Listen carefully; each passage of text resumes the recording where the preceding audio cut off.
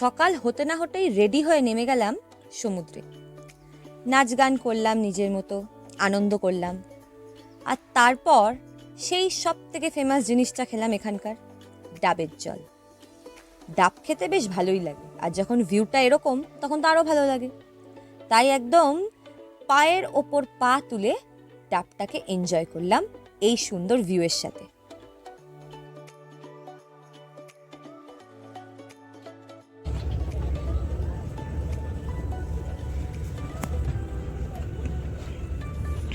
সদ্য সদ্য ধরে আনা জ্যান্ত কাঁকড়া দেখলাম।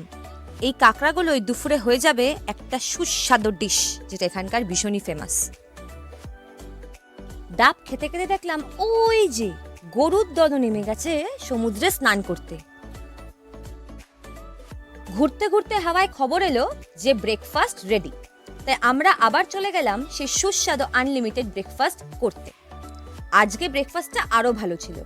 কর্নফ্লেক্স মিল্ক তো ছিলই, তার সাথে আজকের স্পেশাল ডিশ ছিল কড়াইশুঁটির কচুরি উইথ ছোলার ডাল। উফ, শুনলেই মুখে জল চলে আসে না?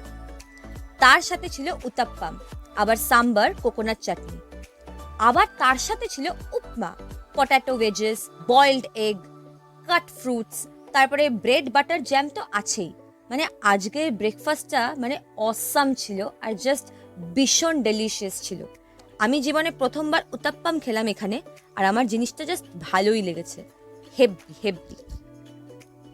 এতগুলো আইটেমের মধ্যে আমি আমার পছন্দের আইটেমগুলো চুজ করে একটা সুন্দর প্ল্যাটার নিজের জন্য সাজিয়ে ফেললাম, আর পেট ভর্তি করে ব্রেকফাস্টটাকে এনজয় করলাম। এটা সমুদ্র, আর এটা আমাদের হোটেল। টানটানা। এই হেঁটে গেট দিয়ে বেরিয়েই সমুদ্র। মন্দারমণির এটাই আমার সব থেকে বেশি ভালো লাগে, যে একদম সমুদ্রের কাছে হোটেল, মানে হোটেল থেকে বেরিয়ে এক পা দূরেই সমুদ্র। আশেপাশে ডাবের দোকান, চায়ের দোকান ভর্তি। এখান থেকে আবার এই ধরনের মোটর ভ্যান, টোটো সবই আছে, যেগুলো মোহনা নিয়ে যায়। কিছুক্ষণ আরো বিচে টাইম কাটিয়ে আমরা রেডি হয়ে বেরিয়ে পড়লাম আরেকটা জায়গায় যাওয়ার জন্য। আর যাওয়ার রাস্তাটা আজকে জাস্ট দারুণ ছিল। আমরা যাচ্ছিলাম দীঘা, নিউ মেরিন ড্রাইভ রোডটা ধরে। এই রোডটা পুরো সমুদ্রের পাশ দিয়ে যায়। যা হাওয়া দিচ্ছিল আর যা সুন্দর ভিউটা ছিল না, পুরো মুম্বাইয়ের মতো লাগছিল। মুম্বাইতে তো এরকম মেরিন ড্রাইভস অনেক আছে, ঠিক সেরকমই এখানেও একটা বানানো হয়েছে। আগে যেরকম মন্দারমণি থেকে দীঘা যেতে অনেকটা বেশি সময় লাগতো, এখন এই রাস্তাটা হওয়াতে হয়ে গেছে শর্টকাট। খুব ইজিলি আর খুব কম সময় মন্দারমণি থেকে দীঘা বা দীঘা থেকে মন্দারমণি এই রাস্তার থ্রুতে যাওয়া যায়। এটা শঙ্করপুরের ওপর থেকে দুটো জায়গাকে কানেক্ট করে।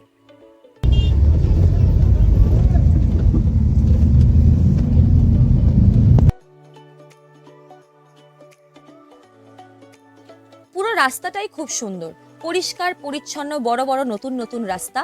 আর চারিপাশে দেখলে শুধু দেখতে পাবেন জল আর সবুজ, মানে চোখটা যেন জুড়িয়ে যায় এই ধরনের দৃশ্য দেখে। নিউ দীঘাতে একটা নতুন পার্ক হয়েছে, অমরাবতী পার্ক। এটা একটা অ্যামিউজমেন্ট পার্ক। আজকে আমরা প্রথমে সেখানেই যাচ্ছি।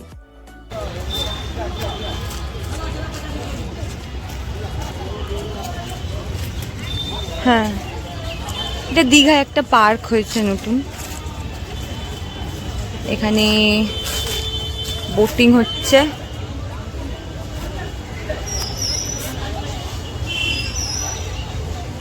বোটিং এর জন্য পুকুর মতো আছে।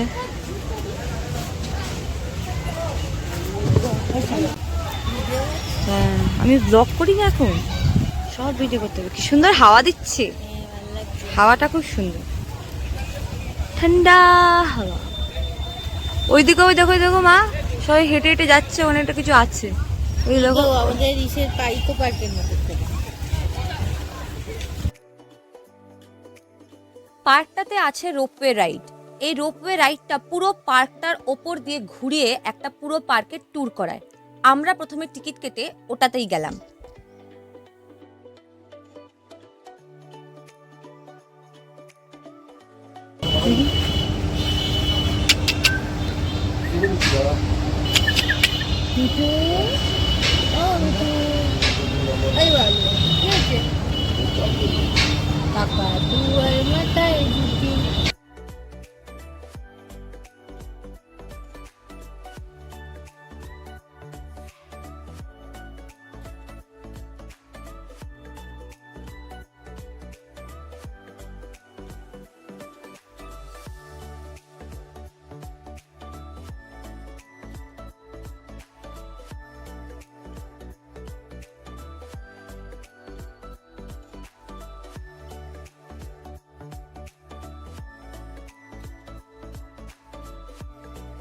উচ্চতা বেশি না হলেও বেশ রোমাঞ্চক ছিল রাইডটা। পুরো পার্কটাকে আমরা যেন দেখে ফেললাম ঘুরে একবারে। বোটিং এর স্পেসটা, তারপর ওয়াকিং স্পেস, যত গাছপালা ছিল, যেরকম সুন্দর করে সাজানো পার্কটা, আমরা পুরো একটা রাইডেই পুরো পার্কটাকে ঘুরে দেখে নিলাম।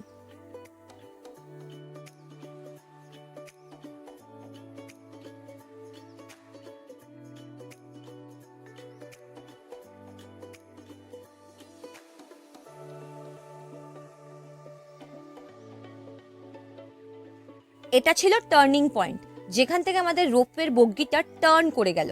এতক্ষণ আমাদের লেফট সাইডের ভিউটা ক্লিয়ার ছিল, এবার রাইট সাইডের ভিউটা ক্লিয়ার হয়ে গেল।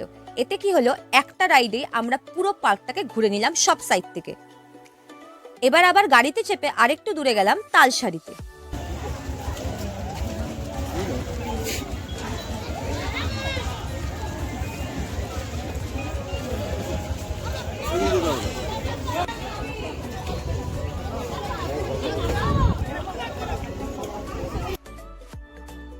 তালসারির সেটআপটা দেখে যা বুঝলাম, এখানে পুরোই যে ব্যবসাটা হয় সেটা হচ্ছে মাছ ধরার। এটাই হচ্ছে মেইন স্পট যেখান থেকে মাছটা ধরা হয়, আর এখান থেকেই মেইনলি মাছ বিক্রিও যায়। এই যে এত নৌকা রয়েছে, এই নৌকাতে চেপেই মাছ সমুদ্রে গিয়ে জাল ফেলে মাছ ধরা হয়।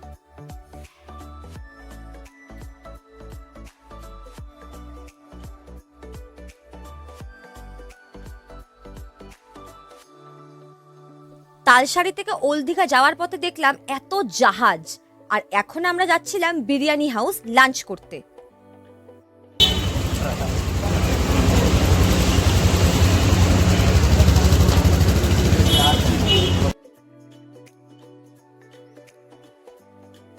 এখানের মেনু কার্ডে বেশ অনেক রকম আইটেমই ছিল, বাট আজ কিন্তু আমরা বিরিয়ানি হাউসে গিয়ে বিরিয়ানি খাইনি।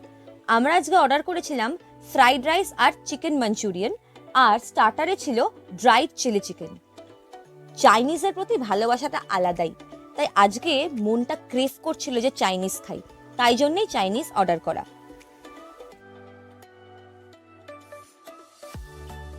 মন ভর্তি করে চাইনিজ খেয়ে নিজের ক্রেভিংস মিটিয়ে ঠিক চলে গেলাম বিরিয়ানি হাউসের পাশের মার্কেটটাতে। এটা একটা ওল্ড দীঘার ফেমাস মার্কেট, এখান থেকে করে নিলাম কিছু শপিং। প্রথমে গেলাম ড্রাই ফ্রুটসের দোকানে, কারণ দীঘা এসেছি আর কাজু কিচমিচ কিনে দিয়ে যাইনি, এটা তো সম্ভবই না, এটা তো বাঙালির প্রথা।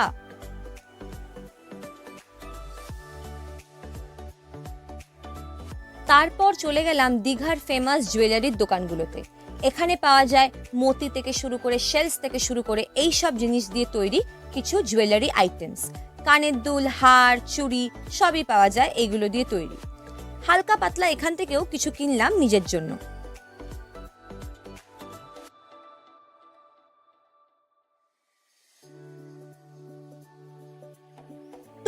শপিং সেরে আমরা চলে গেলাম ওল্ড দীঘার বিচে।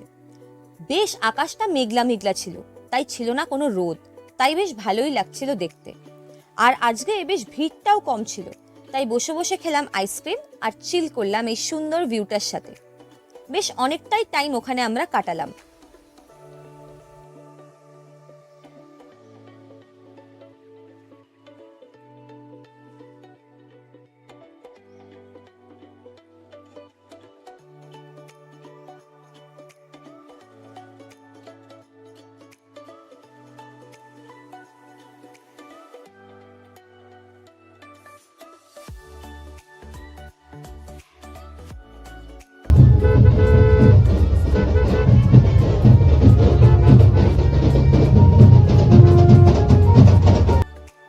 ফেরার সময় দেখলাম যে দল বেঁধে বেশ গ্রামবাসীরা নাচতে নাচতে কোথায় যেন একটা যাচ্ছে। ওদের নাচ দেখতে দেখতেই আমরা অনেকটা পথ এগিয়ে গেলাম।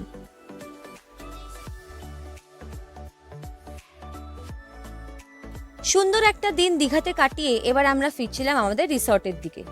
সুন্দর রোপওয়ে রাইড, খাওয়া দাওয়া, শপিং সেরে আমার মনটা একদম ফুরফুর করছিল। অ্যাকচুয়ালি এখানে ব্যাকগ্রাউন্ড মিউজিকটা হওয়া উচিত ছিল লাভ ইউ জিন্দেগি, বাট ওই গানটা লাগালে না আমি কপিরাইট খেয়ে যাব, এই জন্য এই গানটা দিইনি। তোমরা মনে মনে গেয়ে নাও আর ভাবো ওর সাথে আমি আমার তাল মিলিয়ে হাত নাড়াচ্ছি। রুমে ফিরে এসে দিলাম টানা ঘুম। এত আজকে ঘুরেছি, শপিং করেছি, এত রকম অ্যাক্টিভিটিস করেছি যে ঘুমটা ভীষণ দরকার ছিল। ঘুম থেকে উঠে আজকে আর কোনো স্ন্যাক্স করলাম না, খেয়ে নিলাম ডাইরেক্ট ডিনার। আর আজকে ডিনারে করেছিলাম এই সিজলারটা খেয়ে দিয়ে আমরা চলে এলাম ঘরে আর খেলাম আইসক্রিম। এই আইসক্রিমটা আমরা কিনে ফ্রিজেই রেখেছিলাম আমাদের ঘরে। আজকের এই এপিসোডটা কেমন লাগলো জানাতে কিন্তু কমেন্টসে ভুলবে না। আর একটা লাস্ট এপিসোড বাকি আছে, সেটাও কিন্তু দেখতে ভুলবেন না। যেই গল্পটা শুরু করি সেই গল্পটা কিন্তু সবসময় শেষ করতে হয়, তাই গল্প যখন আমাদের সাথে শুরু করেছেন দেখা, শেষ অবধি অবশ্যই দেখবেন। দেখা হচ্ছে নেক্সট ভিডিওতে। টাটা।